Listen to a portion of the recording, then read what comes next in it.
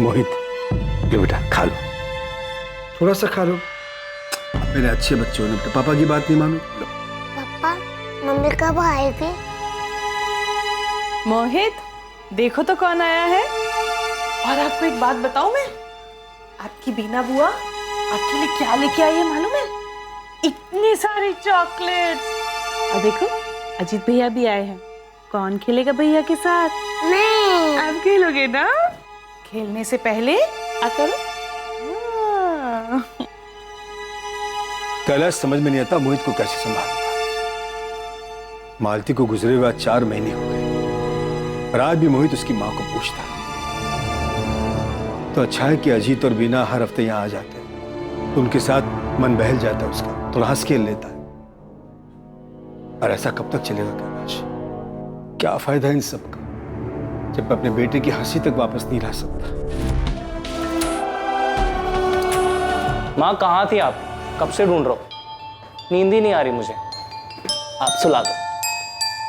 इतना बड़ा हो गया है लेकिन अभी भी मेरी गोद में सोने की तेरी आदत गई नहीं। कैसे चली जाए आदत? आप माँ हो मेरी, आपकी गोद में सोने में अच्छा लगता है।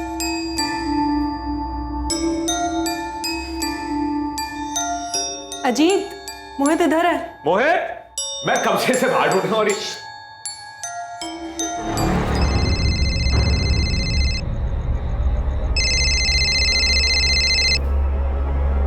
सुनिए, सुनिए।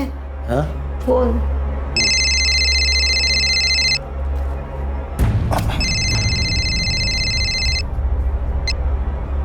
हेलो चाचा जी, अजीत बोल रहा हूँ। हाँ अजीत बोलो, क्या बात है, इतने रात में फोन किया? चाचा जी, मैं ये झबुआ तालाब के पास वाले जंगल में हूँ। बादल का फोन आया था, बड़ा घबराया हुआ सा लग रहा था। अजीत, अजीत, अजीत, ये लोग मुझे मार डालेंगे, मुझे बचा ले, मुझे बचा ले अजीत, लोग मुझे मार डालेंगे। बादल क्या हुआ? कहाँ है तू? झबुआ तालाब के पास वाले जंगल में। जल्दी आ जा, नहीं लोग मुझे मार डालेंगे। मैं आ रहा हूँ बादल। और सुन, हेलो हेलो। अजीत क्या हुआ है? शिखा, बादल का फोन था, बहुत घबराया हुआ लग रहा था। मुझे जाना होगा, मैं आता हूँ अभी। अजीत, पापा, पापा दरवाजा खोलिए। पापा, मैं झबुआ तालाब जा रहा हूँ, बादल का फोन आया था, किसी मुसीबत में लग रहा है।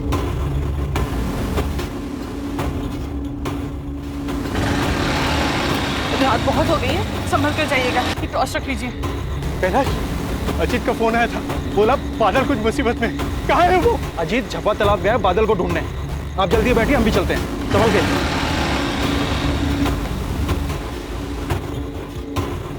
बादल, बादल, बादल, हम लोग आ गए। बादल, बादल, बादल, ए बादल, बादल, हम लोग आ गए। बादल, बादल, अरे बादल। ऐसे तो हम लोग ढूंढ नहीं पाएंगे बादल को। मुझे लगता है हमें पुलिस की मदद लेनी चाहिए।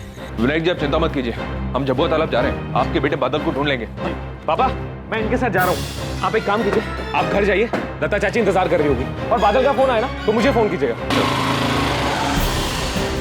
बादल, बादल, बादल कहाँ है तू? बादल, बादल। अजीत, अंधेरा बहुत है और धुंध भी बहुत ज्यादा है। उसने कोई एग्जैक्ट लोकेशन बताया था क्या? कोई निशानी कहाँ था वो? बस इतना बताया कि झबुआ तालाब के पास वाले जंगल में है। वो लोग उसे मार देंगे, मैं बचा लूं। आवाज से बहुत घबराया हुआ लग रहा था। मुझे बचा ले अजीत, लोग मुझे मार डालेंगे। बादल अक्सर इस तालाब पे आता था? पता नहीं सर, असल में बादल मेरे कजन मोहित का बहुत अच्छा दोस्त है। मोहित कहाँ है वो? उसका तो फोन ही ऑफ आ रहा है सर। बादल का फोन आने के बाद सबसे पहले मैंने मोहित को ही फोन किया था। ए बादल! क्या हुआ? बादल मिला? नहीं मिला? हे भगवान, इतनी रात को कहाँ गया होगा बादल? हाँ, पुलिस गई है साथ, अजीत भी गया है साथ में उनके। जय कहाँ है? जय से कुछ बात हुई? फोन नहीं उठा रहा है, शायद गहरी नींद में होगा। जब जरूरत होती है ना तभी गायब हो जाता है वो। कुछ पता चला बादल का? पर वैसा बात यहाँ बीना, भाई साहब को क्यों उठाया? भैया बता रहे थे अपना मोहित भी बादल के साथ गया था। क्या मोहित बादल के साथ गया है? हाँ कैलाश, रात 10 बजे बादल आया था और मोहित को ले गया। अरे यार कितना टाइम लगाता है, कब से वेट कर रहा हूँ। अबे वो जूते नहीं मिल रहे थे मेरे। मोहित, बादल, ये रात को कहाँ जा रहे हो तुम दोनों? पापा बस ऐसे ही घूमने जा रहे थे, थोड़ी देर हो जाएगी, आप सो जाना।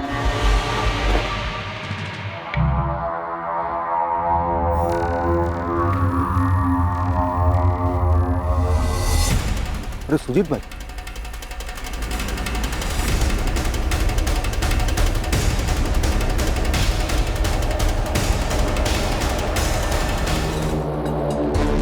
तुम आसपास का एरिया स्कैन करो, तब तक मैं गांव वालों से बात करती हूँ। मैडम ये मोहित और बादल हैं, पालीपुर गांव के ही हैं दोनों, बहुत अच्छे दोस्त थे।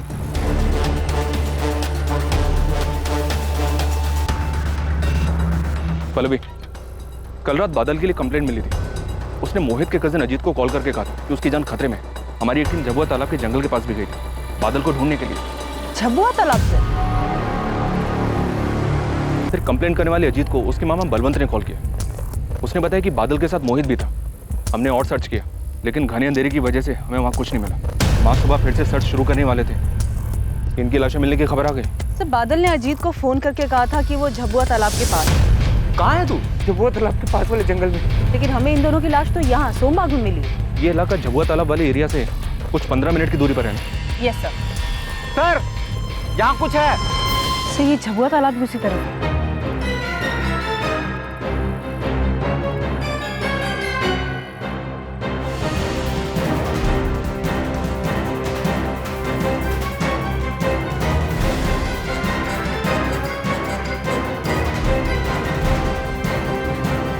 पल्लवी, खून के निशान यहीं तक है। मतलब जो कुछ भी हुआ यहीं हुआ। शायद ये लोग यहाँ शराब पीने आए होंगे, इन पर हमला हुआ होगा और शायद अपनी जान बचाने के लिए सोमबाग गांव की तरफ भागे होंगे। और मर्डर करने के बाद दोनों की बॉडीज ले जाकर सोमबाग में डंप किया गया हो। वो इतनी मेहनत क्यों करेगा?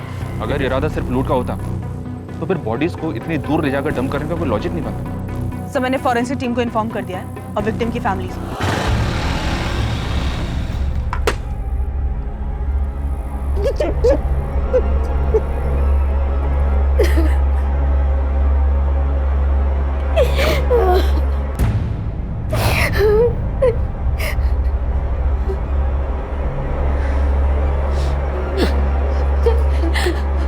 हमारा बादल मोहित को मार दी। क्यों मार? मामा जी संभालिए अपने आप। मेरे बच्चे ने किसी का क्या बिगाड़ा? पापा, माँ कैसी है?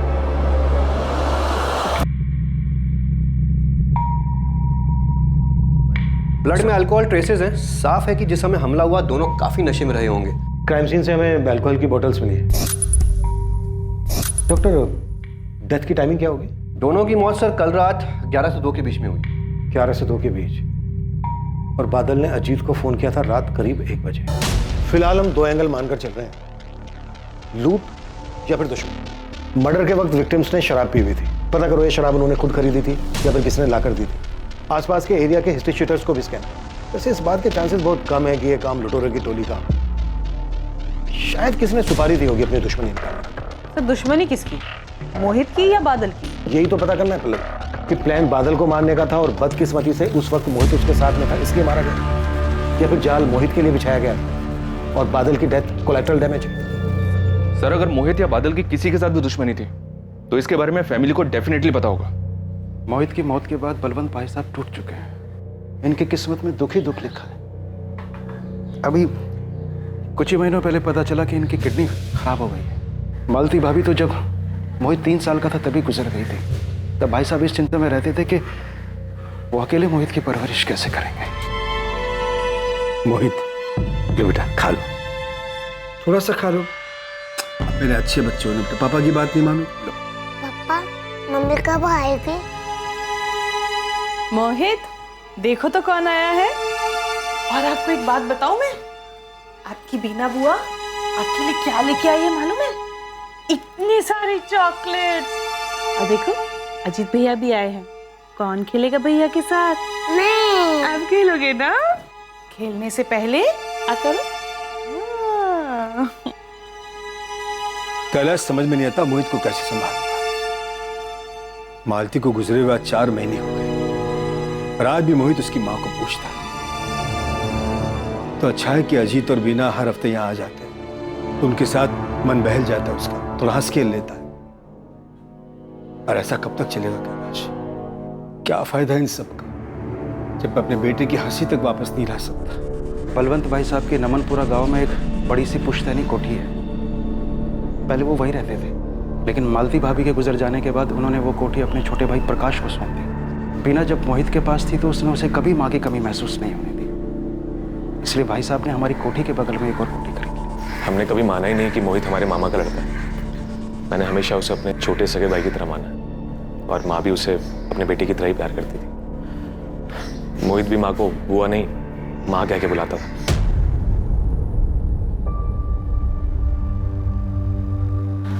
माँ, मोहित के जाने के बाद बलवंत मामा जी की तरह माँ का हाल भी बहुत बुरा। मोहित की किसी के साथ कोई दुश्मनी थी?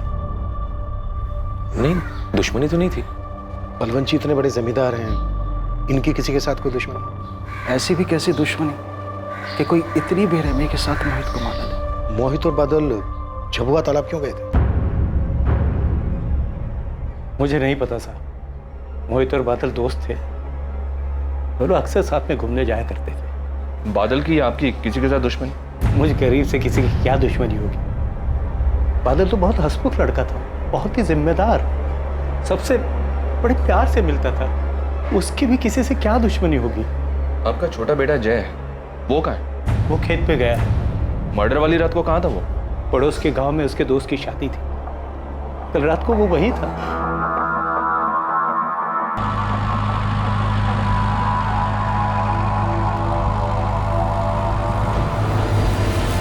जय, देख ये मेरी परेशानी है। माँ बाबा को पता नहीं चलना चाहिए। तो क्या हर बार माँ बाबा से झूठ बोलते रहे? हाँ तो क्या हो जाएगा झूठ बोलने से? हाँ, मोहित को देख, क्या कुछ मोहित बड़े बाप का बेटा है, उसको कुछ फर्क नहीं पड़ेगा। भाई तुम अपना देखो और मत खेलो एक खतरनाक खेल, वरना इस बार सिर्फ चोट आई है, अगली बार जान पे भी आ सकती है। बलवंत जी बात करने की हालत में नहीं है, वेट करना पड़ेगा। तब तक गांव वालों से पूछना चाहिए, शायद किसी ने कुछ देखा सुना हो। गांव वालों से बातचीत शुरू हो गई है सर। पल्लवी गांव के सरपंच से मिलने गई है। सर, उस ठेके का पता चल गया जहां से मोहित और बादल ने शराब खरीदी थी।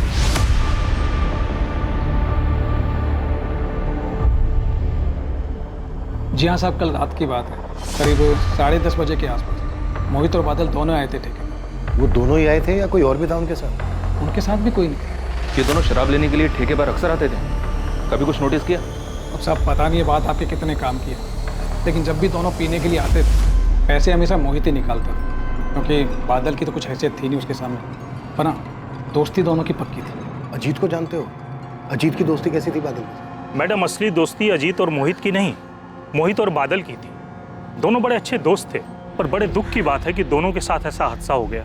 हमें भी ताज्जुब हुआ। चोरी चकारी की घटनाएं इस गांव में पहले भी कभी हुई हैं, पर इतना बड़ा कांड कभी नहीं हुआ। मोहित की किसी से दुश्मनी सरपंच जी? मोहित के पिता बलवंत जी इस गांव के नामी जमींदार हैं। सिर्फ दौलत ही नहीं, बहुत इज्जत भी कमाई है उन्होंने। ये बादल तो नामी जमींदार का बेटा नहीं था। बादल की किसी से दुश्मनी? बादल तो बहुत गरीब घर से था, और गरीब की दुश्मनी गरीबी से, पर बहुत समझदार लड़का था। सरपंच जी, बादल ने मुसीबत के वक्त ना अपने पिता को फोन किया ना भाई को फोन किया, बल्कि अपने दोस्त अजीत को फोन किया। क्यों? घर में कोई झगड़ा वगड़ा चल रहा था उसका? बादल ने सिर्फ अजीत को ही फोन क्यों किया? इस सवाल के साथ साथ कई और सवाल भी उठते हैं।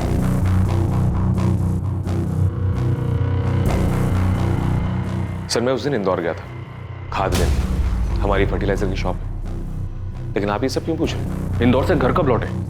रात को करीब 12 बजे मैंने अजीत को खाना दिया, बस आंखें लगी थी कि बादल का फोन आ गया।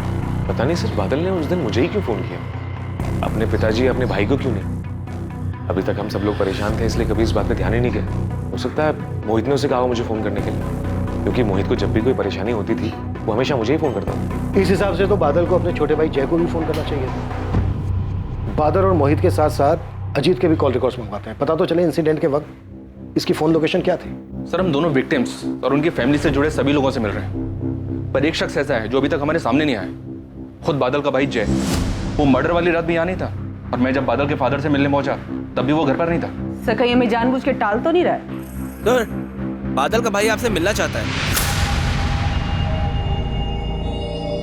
सर, उस रात मैं अपने एक दोस्त की शादी में गया था, शोर शराबे में मुझे पता ही नहीं चला मुझे कब बादल का फोन आया। तुम्हें बादल ने फोन किया था? कितने बजे आया था बादल का फोन?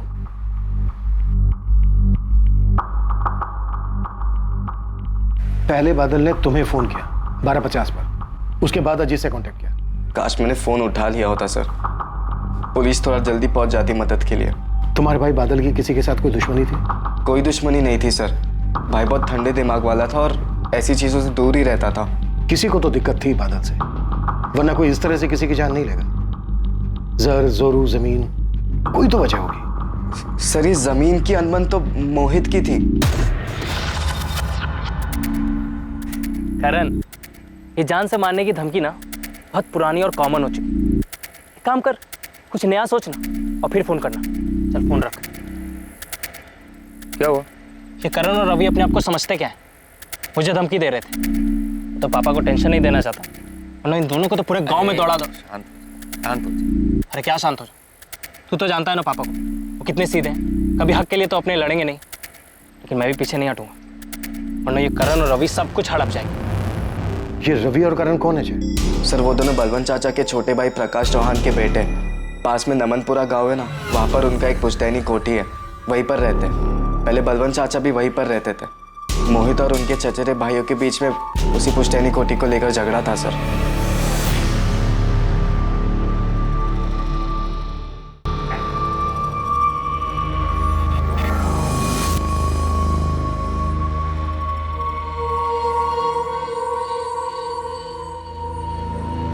रवि, करण, पूरे दिन मोबाइल में घुसे रहते हो तुम लोग, खाने को नहीं देगा ये? अरे कम से कम कुछ काम कर लिया करो, खेतों पे ध्यान दे दो। सब कुछ नौकरों के भरोसे नहीं छोड़ सकते। वहां जाके देखो क्या हो रहा है क्या नहीं हो रहा है। आप क्यों खून जला रहे हैं इन दोनों के पीछे? चलिए जल्दी, देर हो रही है। मुझे बलवंत भाई साहब का बड़ा दुख होता है।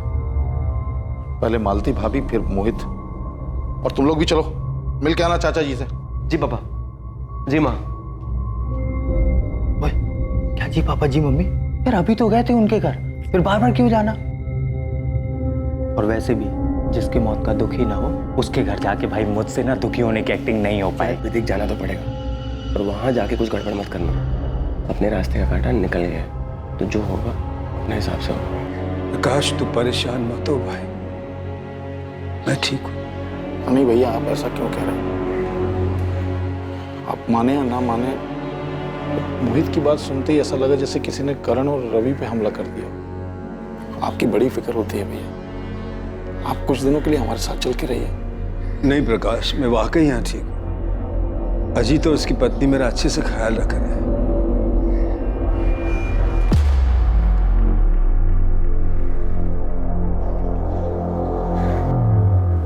क्या रे चमचे, आजकल ज्यादा मस्का लगा रहा बुड्ढे को, क्या बात? क्या है प्रकाश, ऐसा क्या बोलना चाहते हो जो सबको इकट्ठा बुला लिया? बात क्या है?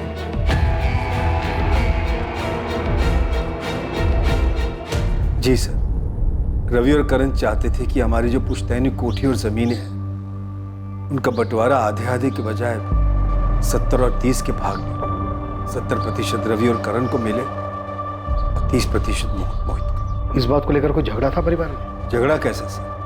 अगर बंटवारे में एक भाई को थोड़ा सा ज्यादा मिल जाए तो आखिरकार जमीन और जायदाद घर में ही तो रहती है। और रही बात रवि और करण की सर, तो मोहित का उनके साथ भाई का रिश्ता था। पर रवि और करण ये ऐसा कोई रिश्ता मानते नहीं थे सर, और मोहित ये बात बखूबी जानता था, इसीलिए वो ये 70 और 30 वाले बंटवारे के खिलाफ था। भैया, हम सोच रहे थे कि कोठी और जमीन बेच के जो भी पैसा आया उसका 70-30 के हिसाब से बंटवारा कर लेते हैं। हिस्सा तो आधा आधा ही होगा चाचा, मतलब 50-50। किस बात का 50-50? यहाँ सारी देखरेख हम लोग करते हैं, खून पसीना हमारा बहता है। और वैसे भी आपकी इतनी सारी प्रॉपर्टीज है बड़े पापा, पुश्तैनी जायदाद में थोड़ा कम मिल जाए तो क्या दिक्कत है? हाँ प्रॉपर्टीज है तो जलन हो रही है। ए मोहित, औकात में रह, समझा? जब बड़े पापा कुछ नहीं बोल रहे बीच में तू क्या उचक रहा है? और बड़े पापा आप ही बताइए, बड़ी माँ के गुजरने के बाद आप सब कुछ छोड़ छाड़ कर चले गए बीना बुआ के पास रहने के लिए। उस समय हमारे पापा ने सब कुछ किया, जमीन की देखरेख, कोठी की मरम्मत, खेती बाड़ी, सब कुछ। आज 20 साल हो गए हैं उस बात को, और हम 70-30 का हिस्सा इसलिए बोल रहे हैं ताकि सारा परिवार राजी खुशी से रह सके। कुछ गलत बोल रहे हैं तो आप बताइए। नहीं रवि बेटा, बोल तो तू ठीक रहा है। क्या ठीक बोल रहा है पापा? बंजर जमीन थी, उस पर खून पसीना लगाकर आपने उसे उपजाऊ बनाया, तब जाकर लोग उसे हाथों हाथ खरीदने के लिए तैयार है। छोटी सी कोठी थी दादाजी की, उसे पैसे लगाकर आपने इतना आलीशान बनवाया। मोहित बेटा, मैं समझ रहा हूं तो क्या बोलना चाह रहा है, लेकिन एक बात समझो, आज जो कुछ हमारे पास है उसके लिए ना तो तुमने मेहनत की और ना ही रवि और करण। जो भी हो पापा, लेकिन मुझे 70-30 की हिस्सेदारी तो बिल्कुल मंजूर है। अगर इनकी यही जिद है तो ठीक है, छूट जाए सौदा। वो सुन ले, अगर तेरी वजह से सौदा टूटा ना, तुझे बीच से फाड़ के रख दूंगा, बोल रहा हूँ। करण क्या बोल रहा है तू बेटा? चाहते कैलाश, क्या लगता है तुझे? मुझे क्या लगेगा भाई साहब? मोहित सही बात कह रहा है, बंटवारे का मतलब आधा आधा ही होता है। हाँ, 50-50 ही सही है, सबको बराबर मिलना चाहिए। वाह बड़े पापा, आप लोग किसकी बातें सुन रहे हैं? बाहर वालों को आप हमारे घर के मैटर में क्यों बीच में ला रहे हैं? और वैसे भी ये अजीत चमचा है, पता नहीं इसके मन में क्या चल रहा है। बकवास बंद कर करण।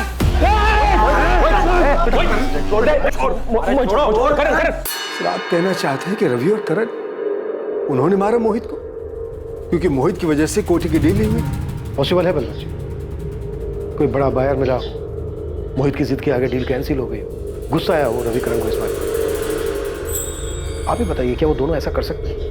कर सकते हैं सर, बिल्कुल कर सकते हैं। वो तो मामा जी को दुख ना पहुंचे इसलिए मैंने आपसे बात छुपाई। दोनों आए थे मामा जी से मिलने के लिए, दुख जताने, पर दोनों के चेहरे पर सर छोटी सी शिकन तक नहीं।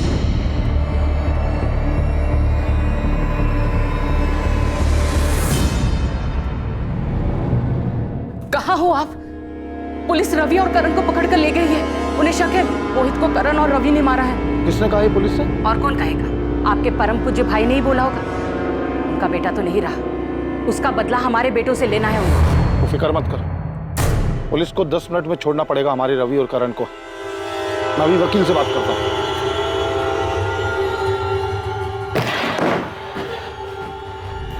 अरे बहुत हो गया गेम, अब हमारे सवालों के जवाब दो। कितने रुपयों का सवाल है सर? और लाइफलाइन कितनी है सर? 1 लाइफलाइन तो तुम दोनों ले ही चुके हो, अपने चचेरे भाई मोहित की। और रवि, तुमने तो मोहित को जान से मारने की धमकी भी दी थी। अरे क्यों इल्जाम लगाते हैं सर? मैंने तो उसे सिर्फ सलाह दी थी कि दूसरों के रास्ते में टांग अड़ाने से टांग टूट भी सकती है। अगर ये सलाह है तुम्हारी तो फिर धमकी कैसी होगी? इंस्पेक्टर, हम तुम्हारी वर्दी उतरवा देंगे। इसे कहते हैं सर धमकी। और सर धमकी का क्या है, आजकल हर कोई धमकी दे रहे हैं। तुम दोनों को देखकर ये लग नहीं रहा है कि तुम दोनों को अपने चचेरे भाई मोहित की मौत का जरा भी दुख है? सही जवाब नहीं है, बिल्कुल भी दुख, लेकिन इसका मतलब ये नहीं है कि मोहित को हमने मारा। और कातिल शुरू में ऐसा ही बोलता है, लेकिन जब हम सबूत रखते हैं ना सामने तो उसकी बोलती बंद हो जाती है। दिखाइए सर सबूत। आपने हमारे फोन रिकॉर्ड चेक किए? फोन लोकेशन पे कुछ मिला आपको? कोई संदिग्ध नंबर या कुछ? पूरी तैयारी करके आए हो? अच्छी खासी जानकारी है पुलिस इन्वेस्टिगेशन के बारे में? क्या है ना सर, हम क्राइम पेट्रोल बहुत देखते हैं। कॉमेडी भी अच्छी कर लेते हैं। कोई जरूरत नहीं इनके सवालों का जवाब देने की। और इंस्पेक्टर साहब, आपके पास अरेस्ट वारंट है इनका? हमने इन्हें अरेस्ट नहीं किया है वकील साहब, सिर्फ अपने कुछ सवालों के जवाब मांग रहे हैं। बहुत हो गए सवाल जवाब आज के लिए, और अगली बार सवाल जवाब इनके घर पे हो, वो भी सबकी मौजूद। रवि करण चलो। 1 मिनट करण, तुम अपना मोबाइल फोन खोलो। जुर्म की भी यही फितरत होती है बेटा, मुजरिम चाहे कितना भी शातिर हो, कोई ना कोई चूक कर ही जाता है। मेरी बात याद रखना। Thank you sir.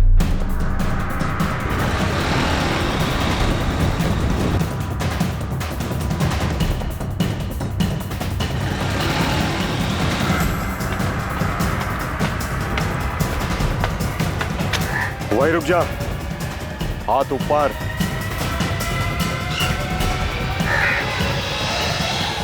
Rana ji, कोई गन नहीं है मेरे पास। पुलिस का चमचा है तू, तेरे पे भरोसा नहीं। हुए चेकिंग, अब बोलो खबर क्या है? वो 2 लड़के मरे हैं ना, बालीपुर वाला केस, मोहित और बादल, उसमें से एक की सुपारी मेरे हाथ आई थी। किसकी? मोहित की? जो बड़े बाप की औलाद है वो, उसी की मिली होगी।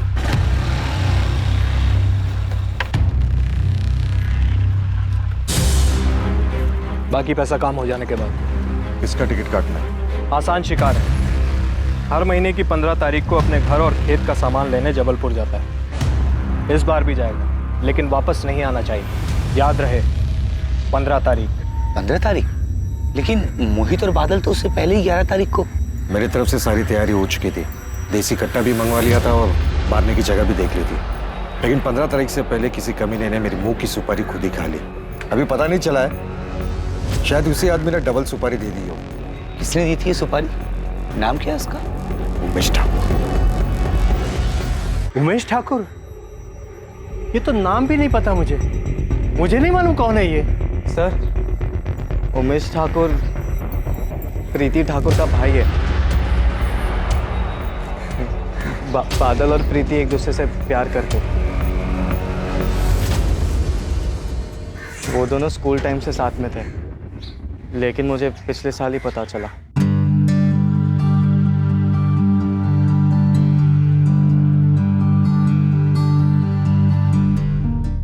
प्रीति हमारे बिरादरी की नहीं थी, इसलिए बादल ने सारी बातें छुपाई थी।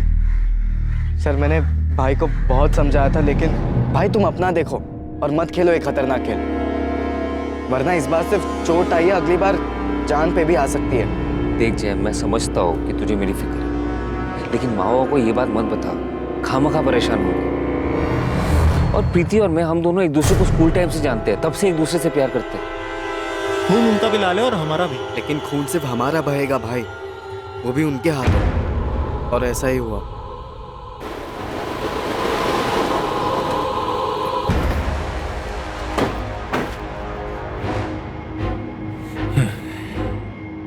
साले, कितनी बार समझाऊं तुझे, मेरी बहन से दूर रह, उसकी शादी तय हो गई है।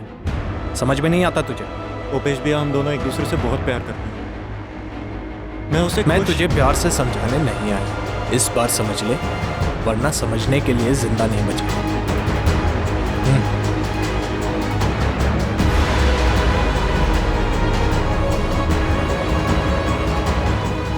ये कब की बात है? जब तुम दोनों ने कहा था कि वो मोटरसाइकिल से गिरा था तब? आप परेशान ना हो इसलिए बादल ने झूठ बोलने बोला था। जय, तुम इतना कुछ जानते थे पर तुमने हमसे सब छुपाया, क्यों? क्योंकि 2 महीने पहले प्रीति की शादी हो चुकी है बेड़ा घाट में। मुझे लगा सब कुछ ठीक हो चुका होगा। अगर सब कुछ ठीक हो गया था तो उमेश ने सुपारी क्यों दी? बादल और प्रीति प्यार करते थे? हमें नहीं पता सर, मोहित ने ऐसी किसी बात का जिक्र तक नहीं किया हमारे सामने। हम नहीं जानते प्रीति ठाकुर।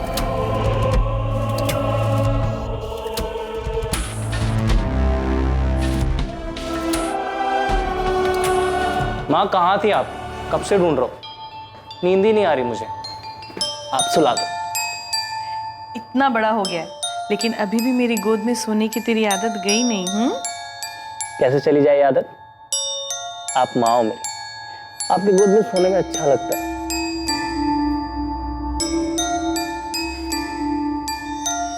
अजीत, मोहित इधर है। मोहित, मैं कब से बाहर ढूंढ रहा हूँ।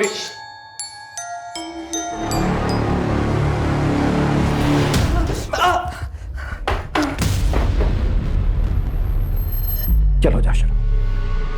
हाँ, मैं मिला था राणा से और बादल की सुपारी भी दी थी।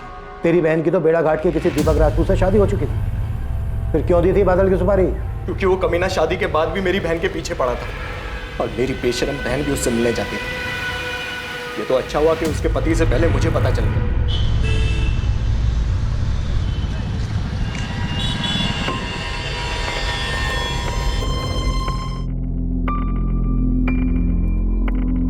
सारी सब्जी लेकर आए हो ना, वरना मेरी सास किटकिट करेगी। फिक्र मत करो, सब लेके आया। वैसे सही तरीका ढूंढा है तुमने अपने ससुराल वालों को चकमा देने का। तुम थोड़ी देर बाद निकलना, ठीक है?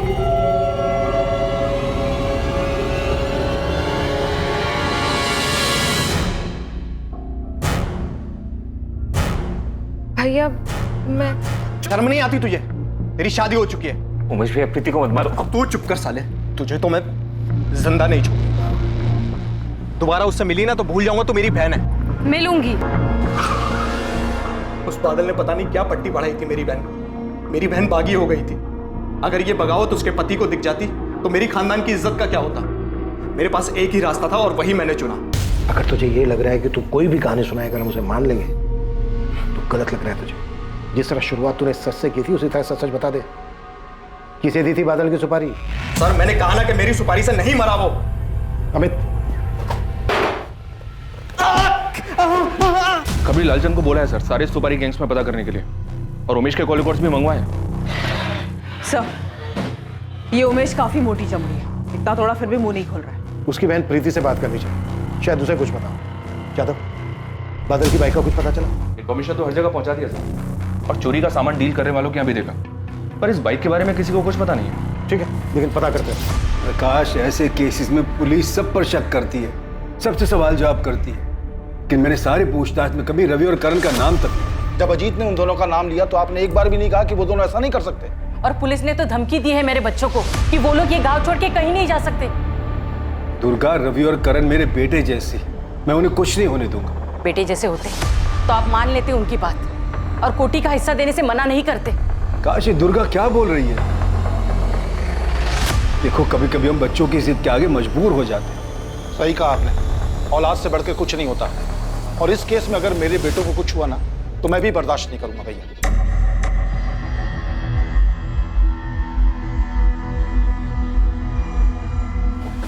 मैं बादल की अलमारी देख रहा था तो उसमें मोहित का कुछ सामान मिला। पुलिस मुझसे प्रीति ठाकुर के बारे में पूछ रही थी, पर मोहित ने कभी बताया नहीं उसके बारे में। लेकिन बादल को मोहित ही चढ़ाता था, सच्चे प्यार की कहानी और पता नहीं क्या क्या बकवासी किस्से सुनाता रहता था। प्रीति का भाई उमेश, उसी ने मरवाया होगा क्या? प्रीति, देखो तुम्हारी सहेली तुमसे मिलने के लिए।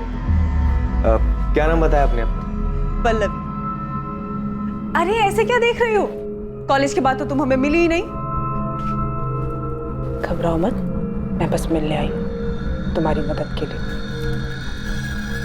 प्रीति, तुम लोग बातें करो, शाम को आने में मुझे थोड़ी देरी हो जाएगी। मार दिया मेरे बादल को, हमेशा के लिए मुझसे दूर कर दिया। जय कहता था खून बस गरीब का ही बहता है, और मेरे बादल की बस यही गलती थी कि वो गरीब था। देखो प्रीति, हमें शक है कि ये सब तुम्हारे भाई उमेश ने किया है, लेकिन मुझे लगता है शायद मेरे पति ने किया है।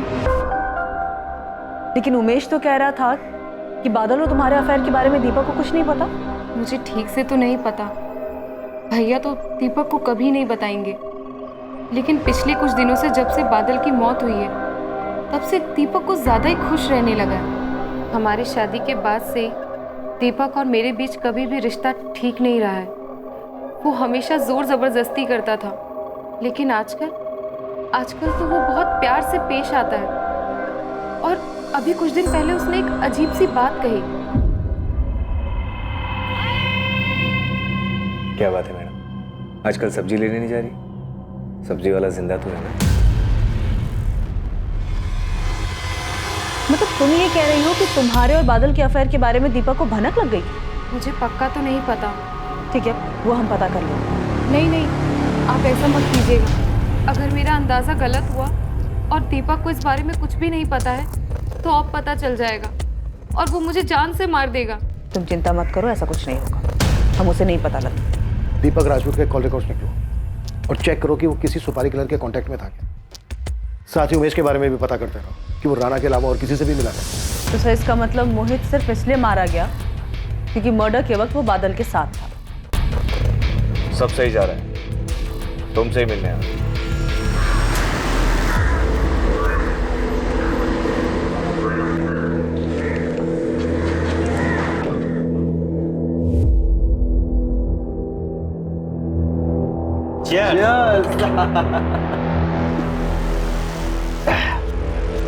यार दीपक, ये जमीन की डील एक बार फाइनल हो गई तो तीनों का तगड़ा फायदा होगा नहीं? और वैसे भी तेरा फायदा तो पहले ही हो चुका है। अबे तुम दोनों के तो दोनों हाथों में पहले से लड्डू है। अच्छा लगता है ना जब अपनी प्रॉपर्टी किसी दूसरे से शेयर ना करनी पड़े, है? बात तो सही कह रहा है। क्या दीपक की करण और रवि से दोस्ती है? हाँ साहब, अब पता चला है त्रिमूर्ति साथ मिलकर जमीन की कोई डील कर रहे हैं। डील तो हुई है इनके बीच, लेकिन किस चीज की ये खोद के निकालना पड़ेगा। सर, मुझे एक बात याद आ रही है, थोड़ी पुरानी है, कोई 7-8 महीने पहले की। किससे जुड़ी हुई है? मोहित या बादल? दोनों से ही। अरे यार, कोई बात नहीं, मेरे में से ले ले। अरे नहीं, तू खा ना, मैं यही पास में ही तो है, लेके आता हूँ। ठीक है? अबे हाँ, जलेबी खाएगा? हाँ, ले ले। भाई भाई लोगों को गरम गरम खिलाने का, समझा?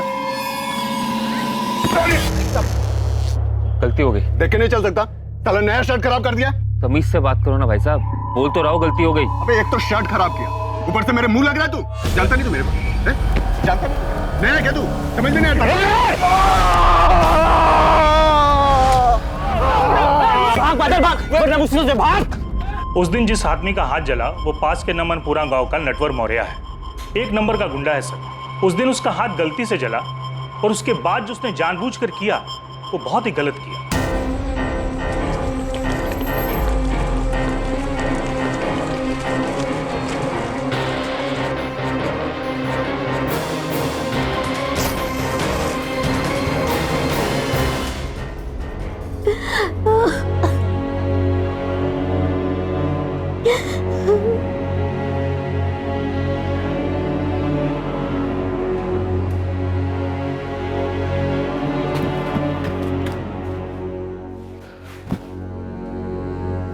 बादल, ये सब कैसे हो गया? किसने जला के?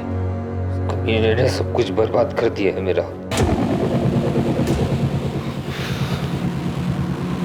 उसे मैं नहीं छोड़ूंगा।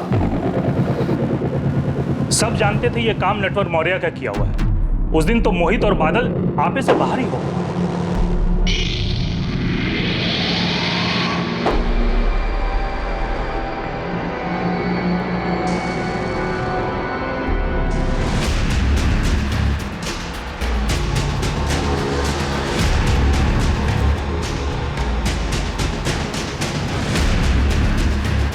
रुक, मार मार, रुक, रुक जा, इधर आ, रुक, तेरी तो, देखो तुम लोग गलत कर रहे हो। बादल, इस साले ने पूरा खेत जला दिया। एक बार भी नहीं सोचा। मार साले को, छोड़ना मत। नहीं बादल, पैर तोड़ साले का। नहीं, मार। नहीं बादल। उस हमले में नटवर का पैर टूट गया। बादल का बदला तो पूरा हुआ सर, पर उसके बाद दोनों गांवों के बीच बहुत तनाव बढ़ गया। दोनों तरफ मारकाट की बातें होने लगी। फिर मैंने और नमनपुरा के सरपंच ने मिलकर सबको शांत किया। हम किसान हैं साहब, फसल जल गई थी हमारी, कैसे भूल सकते उस दिन को? अगर इतनी बड़ी बात थी तो हमसे छुपाई क्यों? गलती होगी सर। सब शांत हो गया था तो हमें भी ध्यान नहीं रहा कि नेटवर्क अब भी उस झगड़े का बदला ले सकता है। बदला वक्त के साथ और बढ़ता है जी। उसकी टांग टूटी, ऊपर से गुंडा वो कैसे सोच लिया कि वो बाद में बदला नहीं लेगा? रवि और करण की मोहित से दुश्मनी थी। छोड़ दे, उमेश और दीपक की बादल से। तू चुप कर साले, तुझे तो मैं। फिर पता चला रवि, करण और दीपक दोस्त हैं। और अब ये नटवर मौर्य वाला एंगल सामने आया। इसकी तो अकेले की दुश्मनी थी इन दोनों मोहित और बादल से। ऊपर से क्रिमिनल भी है, मारपीट के केसेस दर्ज हैं इसके नाम पे। भाई लोगों को गरम गरम खिलाने का, समझा? खिला भी। ये एक ऐसा चक्रव्यूह है इसमें जितना अंदर जा रहे हैं उतना ही फंसते जा रहे हैं। ये नटवर और उमेश दोनों ही नमनपुरा गांव के। उमेश तो जानता ही होगा इसको। चांसेस हैं कि उमेश ने ही नटवर को सुपारी दी होगी। नटवर की तो पहले से दुश्मनी थी मोहित और बादल से। मैं नहीं जानता कि ये नटवर का काम है या नहीं। मैं सिर्फ इतना जानता हूं कि मैंने कुछ नहीं किया।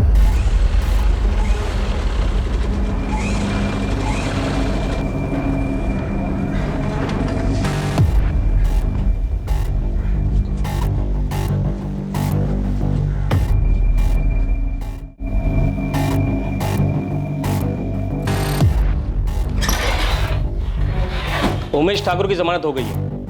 ये रहे पेपर्स। ये उमेश के वकील आप कब से हो गए तोमर साहब? कानूनी दांव पेच लगाकर ऐसे मुसीबतों को क्यों मचा रहे हैं? सिर्फ पैसों के लिए? आप अपनी ड्यूटी कीजिए, मैं अपनी कर रहा हूँ। मेरे क्लाइंट रवि और करण चौहान के करीबी दोस्त हैं दीपक राजपूत, और उमेश दीपक राजपूत का साला है। रवि, करण और दीपक उमेश की बेल करवाना चाहते हैं, और उन्हीं के कहने पे मैंने ये काम किया। छोड़ दो उमेश को।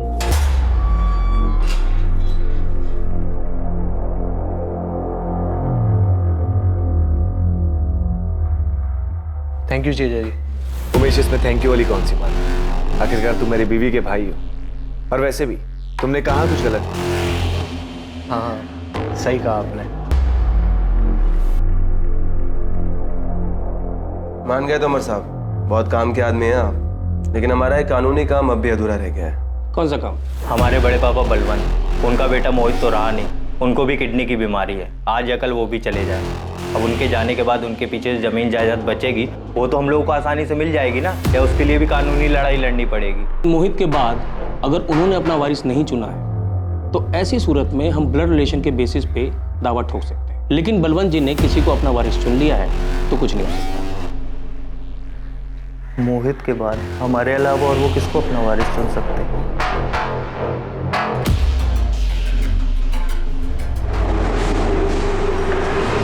साहब, काम की खबर लाया। जबलपुर के 2 सुपारी किलर नंदू और रघु पिछले हफ्ते पालीपुर में दिखे थे।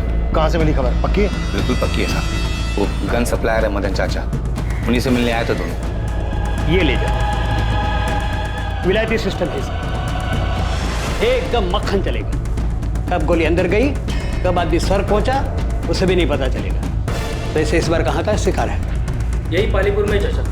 2 बकरे इस बार। गोली चलेगी ना तो आवाज आपको भी सुनाई देगी। नंदू और रघु बहुत पुराने सुपारी किलर हैं। 4 मर्डर कर चुके हैं। 6 हाफ मर्डर के केसेस चल रहे हैं। ये यहाँ पालीपुर में आए थे और हमें इस बात का पता तक नहीं चला। अगर ये दोनों यहाँ पर दिखे तो इसका मतलब यह है कि मोहित और बादल के मर्डर में इनका हाथ है, लेकिन इन दोनों को स्ट्रैप किया गया था। इसका मतलब यह है कि गन इस्तेमाल करने की शायद जरूरत ही नहीं पड़ी।